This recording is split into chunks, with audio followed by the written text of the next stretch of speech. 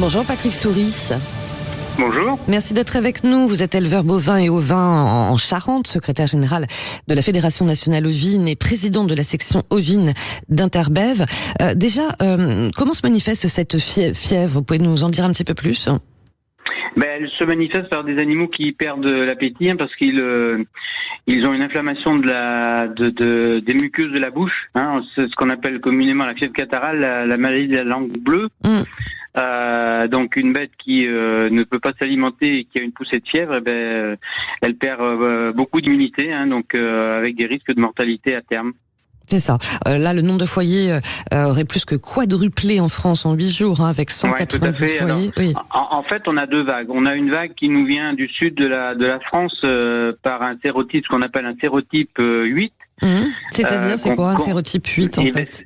La fièvre catarrhale, elle dispose d'une dizaine de sérotypes, un petit peu comme le vaccin de la grippe, où vous savez que quand on élabore un vaccin, il y a plusieurs types de virus. Et là, c'est un petit peu pareil. Donc, on a un sérotype 8 qui nous vient du sud, qu'on avait connu il y a déjà quelques années et les animaux avaient été vaccinés, mais qui est beaucoup plus impactante parce qu'il y a eu une évolution de ce sérotype. Et puis, on a un sérotype de type 3 qui nous descend du nord de l'Europe, de la France, pour lequel on a des vaccins que depuis quelques jours. Et c'est pour ça que les pouvoirs publics ont pris une décision d'établir une ligne Maginot pour éviter que la maladie se propage sur l'ensemble de la France. Cette maladie est extrêmement mortelle pour les brebis. Et donc avec la gratuité des vaccins pour ce sérotype-là. Voilà. Sauf que du côté de votre fédération, Patrick Souris, vous dites que cette vaccination a débuté, mais un petit peu trop tardivement, c'est ça? Oui, tout à fait, parce qu'on sait par expérience malheureusement que cette maladie elle évolue très vite. On aurait dû anticiper alors. Dès qu'on perd un peu de retard à la mise en place de la vaccination, ça a un impact très important sur les élevages, quoi. Le ministère de l'Agriculture a d'ailleurs reconnu des lenteurs dans la première phase des vaccins, c'est ça. Tout à fait. Oui. Vous d'ailleurs, vous avez combien de brebis ou de vaches? Moi, j'ai 600 brebis et 60 vaches. Et vous êtes touché, concerné ou pas?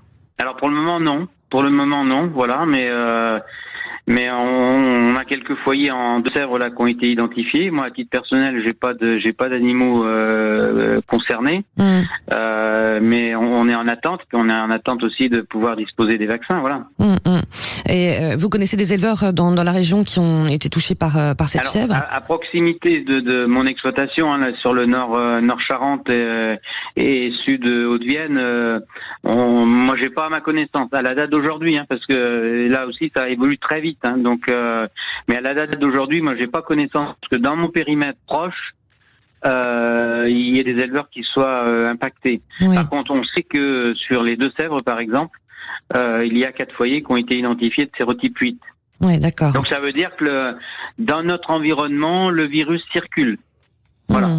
Donc le mot d'ordre qu'on a auprès des éleveurs, c'est de se rapprocher de leur service vétérinaire, de leur vétérinaire sanitaire, et puis du GDS pour commander les vaccins, et puis pour mettre en place le plus rapidement possible un protocole de vaccination qui est la seule couverture possible, quoi. Ouais, c'est ça. Sauf qu'est-ce qu'il y aura assez de doses de vaccins?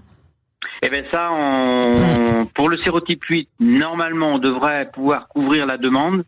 Pour le sérotype 3, dans la mesure où ce vaccin n'est disponible que depuis début août, parce qu'avant, on n'avait aucun vaccin. Donc, et c'est pour ça que les pouvoirs publics ont ciblé la zone du nord de la France. Alors, à terme, les chaînes de fabrication vont se démultiplier en termes de fabrication, mais c'est pour ça que c'est important aussi de s'identifier auprès de son vétérinaire sanitaire, tout au moins pour prendre rang dans la commande des vaccins, quoi. Qu'est-ce que vous demandez au prochain gouvernement qui devrait être dévoilé et peut-être au nouveau ministre de l'Agriculture la semaine prochaine?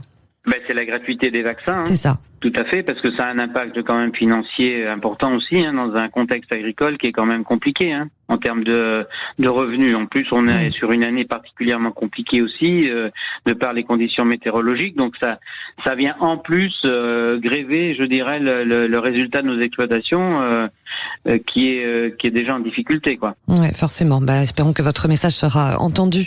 Merci beaucoup, en tout cas, Patrick Souris, d'avoir été avec nous. Merci beaucoup. Je rappelle que vous êtes secrétaire général de la Fédération nationale ovine. Merci.